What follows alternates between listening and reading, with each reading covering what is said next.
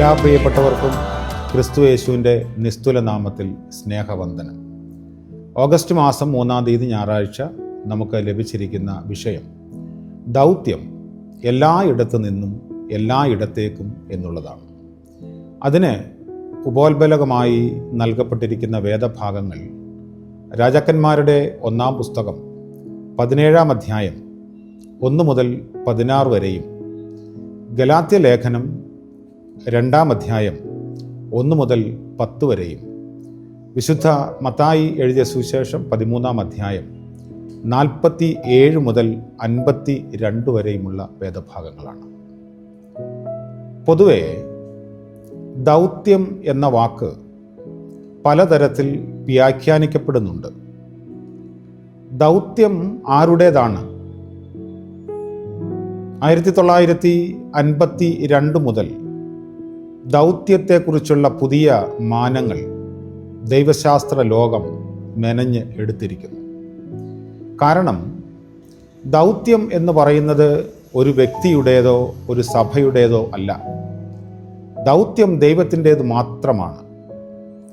ദൈവം തൻ്റെ ദൗത്യം നിർവഹിക്കുന്നതിന് സഭയെയും വ്യക്തികളെയും ഉപയോഗിക്കുന്നു എന്നതാണ് വാസ്തവം. രാജാക്കന്മാരുടെ 1-ാം പുസ്തകത്തിൽ തൻ്റെ ദൗത്യത്തിനായി, ദൗത്യ നിർവഹണത്തിനായി ഏലിയാവിനെ തെരഞ്ഞെടുക്കുന്ന ദൈവം ആദ്യം രാജകൊട്ടാരത്തിൽ ആഹാബിൻ്റെ മുൻപിലും അതിനെ തുടർന്ന് കെരീത്ത് തോട്ടിലേക്കും അവിടെ നിന്ന് സാരാഫത്തിലേക്കും അയക്കുന്ന ഒരു വലിയ ദർശനത്തോടു കൂടിയുള്ള ട്രാൻസ്ഫർ നമ്മൾ കാണുന്നു. രാജകൊട്ടാരം എന്ന് പറയുന്നത് ഒരു പക്ഷെങ്കിൽ അതിൻ്റെ എല്ലാ സന്തോഷങ്ങളും സുഖങ്ങളുമൊക്കെ അനുഭവിക്കാൻ പറ്റിയ ഒരിടമാണ് എന്ന് കരുതാം. രാജകൊട്ടാരത്തിൻ്റെ പരിസരത്ത് നിന്ന് കെരീത്ത് തോട്ടിലേക്കുള്ള ട്രാൻസ്ഫർ ഒന്നും ചോദ്യം ചെയ്യാതെ, സാധ്യതകളെക്കുറിച്ച് വിലയിരുത്താതെ ഏലിയാവ് യാത്ര ചെയ്യുകയാണ്. എന്നാൽ ഏറിയ നാൾ കഴിയും മുൻപേ കെരീത്ത് തോട് വറ്റിപ്പോവുകയും അവിടെ ഏലിയാവിനെ പോറ്റാം എന്ന് ദൈവം പറഞ്ഞിരുന്ന കാക്ക മുഖാന്തരം ലഭിച്ച ആഹാരങ്ങൾ കഴിക്കുകയുമൊക്കെ ചെയ്ത്, അതേ തുടർന്ന് അവിടെ നിന്ന് ഏലിയാവിന് ദൈവം തമ്പുരാൻ കൊടുക്കുന്ന ഒരു ട്രാൻസ്ഫർ സാരഫത്തിലേക്കാണ്. സാരാഫത്ത് എന്ന് പറയുന്നത് അതിൻ്റെ അർത്ഥം തീച്ചൂള എന്നതാണ്.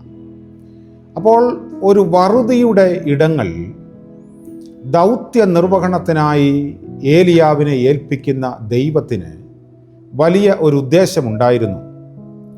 ഏലിയാവിനെ രൂപപ്പെടുത്താൻ ദൈവം തമ്പുരാൻ കെരീത്ത് തോടും സാരഫത്തും തിരഞ്ഞെടുത്തു എന്നതാണ് വാസ്തവം.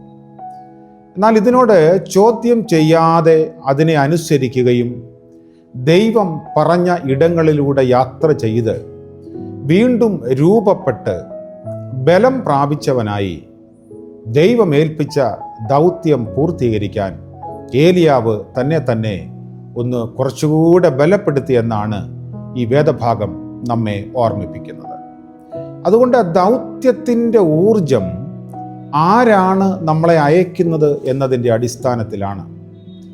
ദൈവം ഒരു ദൗത്യമേൽപ്പിക്കുമ്പോൾ അത് പൂർത്തീകരിക്കാനുള്ള എല്ലാ സാഹചര്യങ്ങളും ഒരുക്കി തരുന്ന ദൈവമാണ് എന്ന് ഈ വേദഭാഗം നമ്മെ വളരെ വ്യക്തമായി ഓർമ്മിപ്പിക്കുന്നു.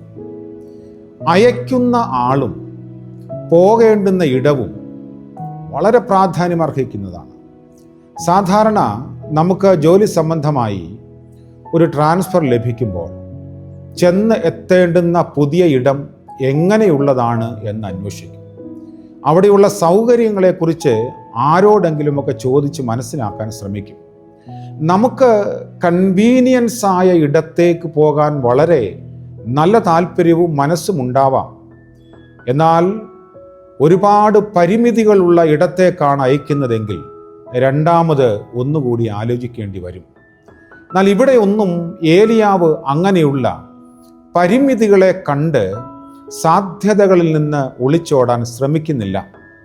അതുകൊണ്ട് തന്നെ ദൈവം ഏൽപ്പിച്ച ഉത്തരവാദിത്വം അല്ലെങ്കിൽ ദൗത്യം നിറവേറ്റാൻ ഏലിയാവിന് സാധിച്ചു എന്ന് നമ്മൾ കാണുന്നു. അങ്ങനെ രൂപപ്പെട്ട ഏലിയാവാണ് കർമ്മേലിൽ ബാലിൻ്റെ പ്രവാചകന്മാരുടെ മുൻപിൽ ജീവനുള്ള ദൈവത്തിൻ്റെ ഇടപെടൽ വളരെ വ്യക്തമായി കാണിച്ചു കൊടുക്കുകയും അവരെ ചലഞ്ച് ചെയ്ത് ജീവനുള്ള ദൈവമുണ്ട് എന്ന് പ്രഖ്യാപിക്കുകയും ചെയ്യുന്നു. അതുകൊണ്ട് സഭയ്ക്ക് ദൈവം നൽകുന്ന ദൗത്യം ദൈവത്തിൻ്റെ നാമം മഹത്വപ്പെടുന്നതിനും ദൈവം ആഗ്രഹിക്കുന്ന കാര്യങ്ങൾ ചെയ്ത് തീർക്കേണ്ടുന്നതിനുമാണ്. രണ്ടാമത് വേദഭാഗത്തിൽ നമ്മൾ കാണുന്നത് വിശുദ്ധ പൗലോസ് ജാതികളുടെ അപ്പോസ്തോലൻ എന്ന നാമകരണത്തോടുകൂടി അയക്കപ്പെടുന്നത് അഗ്രചർമ്മികളുടെ ഇടയിലേക്കാണ്. അതിനുവേണ്ടി പൗലോസിനെ ദൈവം തമ്പുരാൻ മുൻകൂട്ടി രൂപപ്പെടുത്തിയെന്ന് പുതിയ നിയമത്തിൽ നമ്മൾ വായിക്കുന്നുണ്ട്. അഗ്രചർമ്മികളുടെ ഇടയിലുള്ള ദൗത്യ നിർവഹണം യെരുശലേമിലുള്ളതിനേക്കാൾ ഏറെ വെല്ലുവിളികൾ നിറഞ്ഞതാണ്. വ്യത്യസ്തമായ സാംസ്കാരിക ചുറ്റുപാടുകൾ നിറഞ്ഞ ഇടം, വ്യത്യസ്ത ഭാഷ, വ്യത്യസ്തമായ അഭിരുചികൾ, അഭിപ്രായങ്ങളൊക്കെ നിലനിൽക്കുന്ന അഗ്രചർമ്മികളുടെ ഇടയിൽ തൻ്റെ ദൗത്യം നിർവഹിക്കാൻ ദൈവം പൗലോസിനെ രൂപപ്പെടുത്തി അയക്കുന്നതായി തൻ്റെ സാക്ഷ്യത്തിലൂടെ നമുക്ക് മനസ്സിലാക്കാൻ സാധിക്കുന്നു. മൂന്നാമത് വിശുദ്ധ മത്തായി എഴുതിയ സുവിശേഷം 13-ാം അധ്യായത്തിൽ ദൈവരാജ്യത്തെ ഒരു വലിയ വലയോട് ഉപമിക്കുകയും ആ വലയിൽ അകപ്പെടുന്ന മത്സ്യങ്ങൾ വ്യത്യസ്ത ഇനങ്ങളും വ്യത്യസ്ത വലുപ്പവുമൊക്കെ ഉള്ള ഒരു കൂട്ടം മീനുകളാണ്. അപ്പോൾ ദൈവരാജ്യം എല്ലാവരെയും ഉൾക്കൊള്ളുന്ന ഇടമാണ്. ആരെയും അകറ്റി നിർത്തുന്നതിനോ പോരായ്മകളെ ചൂണ്ടിക്കാണിച്ച് മാറ്റി നിർത്തുന്നതിനോ ദൈവരാജ്യത്തിൽ യാതൊരു പ്രസക്തിയുമില്ല എന്ന് നമ്മെ ഓർമ്മിപ്പിക്കുന്നു. അപ്പോൾ ദൈവം സഭയ്ക്കും വ്യക്തികൾക്കും ഒരു ദൗത്യം ഏൽപ്പിക്കുമ്പോൾ ദൈവം ആഗ്രഹിക്കുന്ന ഇടത്തേക്ക് പോകുവാൻ മനസ്സ് കാണിക്കുന്ന പക്ഷം തീർച്ചയായും ദൗത്യം വിജയകരമാകും. അപ്പോസ്തല പ്രവൃത്തികളിൽ തന്നെ നമ്മൾ വായിക്കുന്നു, ഫിലിപ്പോസ്, മേശമേൽ ശുശ്രൂഷ ചെയ്തുകൊണ്ടിരുന്ന ഫിലിപ്പോസ് യെരുശലേമിലുണ്ടായ ഉപദ്രവം നിമിത്തം ശമര്യയിലേക്ക് പോവുകയും ശമര്യയിൽ നിന്ന് ദൈവം ഫിലിപ്പോസിനെ അയക്കുന്നത് നിർജ്ജനമായ ഒരു പ്രദേശത്തേക്കാണ്. നിർജ്ജന പ്രദേശം ഒരുപാട് ചോദ്യം ചെയ്യപ്പെടേണ്ടുന്ന ഇടമാണ്. അപ്പോൾ നമുക്ക് ദൈവം നൽകുന്ന ഇടങ്ങൾ വീണ്ടും ഒന്ന് പുനരാവിഷ്കരണം ചെയ്താൽ, അതിനെ ഒന്ന് റീഡിന് വിധേയപ്പെടുത്തിയാൽ മാനുഷികമായി സാധ്യതകളില്ല എന്ന് തോന്നാം. എന്നാൽ നിർജ്ജന പ്രദേശത്ത് ഒരു വ്യക്തിയെ ദൈവം തമ്പുരാൻ ഉപയോഗിക്കുകയും അങ്ങനെ തേരിനോട് ചേർന്ന് നടന്ന് തേരിൽ ഇരുന്ന എത്യോപ്യ രാജ്ഞിയുടെ ഷണ്ണനോട് യേശു ക്രിസ്തുവിലൂടെയുള്ള രക്ഷയെക്കുറിച്ച് വളരെ വ്യക്തമായി ഫിലിപ്പോസ് മനസ്സിലാക്കി കൊടുക്കുകയും അങ്ങനെ അദ്ദേഹം വിശ്വാസത്തിലേക്ക് വരികയും സ്നാനപ്പെടുകയും ചെയ്തതായി നമ്മൾ കാണുന്നു. അതുകൊണ്ട് എല്ലായിടത്തു നിന്നും എല്ലായിടത്തേക്കും ദൗത്യ നിർവഹണത്തിനായി ദൈവം തിരഞ്ഞെടുത്ത വ്യക്തികളെ അയക്കുകയും സഭയെ ദൈവം ഉപയോഗിക്കുകയും ചെയ്യും. എന്നാൽ ചില ആളുകൾ തങ്ങൾക്ക് ലഭിക്കുന്ന ഇടത്തെക്കുറിച്ച് പഠിക്കാൻ ശ്രമിക്കും. അതുകൊണ്ട് അവിടെ നിന്ന് എങ്ങനെയെങ്കിലും ഒഴിഞ്ഞു മാറാൻ ശ്രമിക്കും. അതിൻ്റെ ഉത്തമ ഉദാഹരണമാണ് യോന തൻ്റെ വഴി തിരിച്ചുവിട്ട് മറ്റൊരു സ്ഥലത്തേക്ക് പോകാൻ ശ്രമിക്കുന്നത്. ദൈവം തമ്പുരാൻ നമ്മളെ വിളിക്കുകയും ദൗത്യം ഏൽപ്പിക്കുകയും ചെയ്തുവെങ്കിൽ ആ ദൗത്യ നിർവഹണത്തിനായി നമ്മോട് കൂടെ ഇരിക്കുന്ന ഒരു ദൈവമുണ്ട്. അതുകൊണ്ടാണ് കർത്താവിന് ഇമ്മാനുവേൽ എന്ന പേര് നൽകപ്പെട്ടിരിക്കുന്നത്. ദൈവം നമ്മോട് കൂടെ, എല്ലായിടത്തേക്കും നമ്മോട് കൂടെ ഇരിക്കുന്ന ഒരു കമ്പാനിയൻഷിപ്പ് ഓഫ് ഗോഡ് എന്ന ഉറപ്പ് എപ്പോഴും നമുക്കുണ്ടെങ്കിൽ തീർച്ചയായും ദൈവം നമ്മളെ വഴി നടത്തും. ദൈവത്തിൻ്റെ പരിശുദ്ധാത്മാവ് നമ്മളെല്ലാവരെയും അനുഗ്രഹിക്കട്ടെ. പ്രാർത്ഥിക്കാം.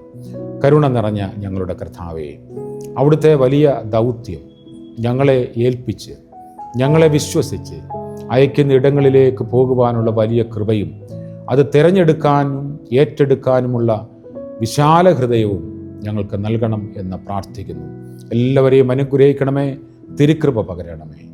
യേശു മശിഹാ മൂലം പ്രാർത്ഥന ദയവോടെ കേൾക്കുമാറാകണമേ. ആമേൻ.